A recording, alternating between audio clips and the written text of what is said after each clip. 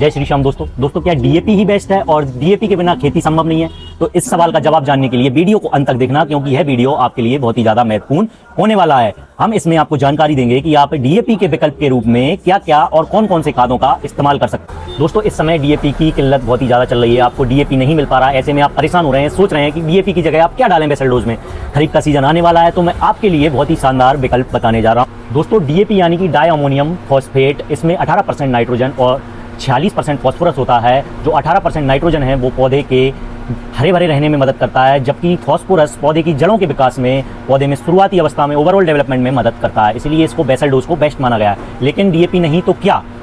तो इसी के बारे में आज हम चर्चा करेंगे। डीएपी के विकल्प बताएंगे जिससे कि आपके उत्पादन में कोई कमी नहीं आएगी, सेम उत्पादन आएगा। हम आपको सेम कॉम्बिनेशन बना के देंगे जिससे आपको परेशानी नहीं आएगी डीएपी की किल्लत की वजह से। दोस्तों, तो उन विकल्पों के बारे में बात करें तो सबसे पहला विकल्प है सिंगल सुपर फॉस्फेट, दूसरा विकल्प है एनपीके 12-32-16, तीसरा विकल्प है टीएसपी और चौथा विकल्प है पीआरओएम यानी कि जैविक खाद। अगर इनकी संरचना के बारे में, इनके काम के बारे में या डीएपी से इनके कंपोजिशन को मैच करने के बारे में बात करें तो दोस्तों, जो एसएसपी सिंगल सुपर फॉस्फेट है, इसमें 16% फास्फोरस के साथ साथ कैल्शियम और सल्फर भी आता है, जो दलहनी और तिलहनी फसलों के लिए बेस्ट होता है। दोस्तों, एसएसपी में 16% फास्फोरस होता है। तो अब हम डीएपी की मात्रा को कैसे मैच करें? तो आपको 3 बोरी 1 एकड़ के लिए एसएसपी लेना है। इसमें 48% फास्फोरस हो जाएगा, तो इसमें डीएपी की मात्रा फास्फोरस में, डीएपी में जो फास्फोरस की मात्रा है वो मैच हो जाएगी। प्लस आपको 20 किलो इसमें यूरिया मिलाना है, जिससे नाइट्रोजन की कमी भी पूरी हो जाएगी। तो ऐसे हम एसएसपी का कॉम्बिनेशन डीएपी के बराबर बना सकते हैं। इसके बाद दूसरा विकल्प आता है एनपीके का 12-32-16, जिसमें कि 12% नाइट्रोजन,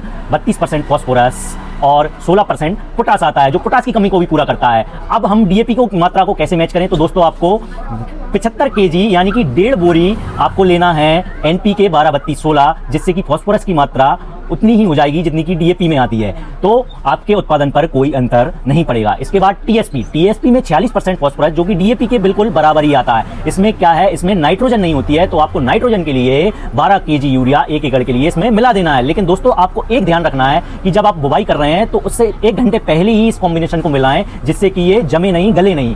इसके बाद विकल्प आता है जैविक खाद का।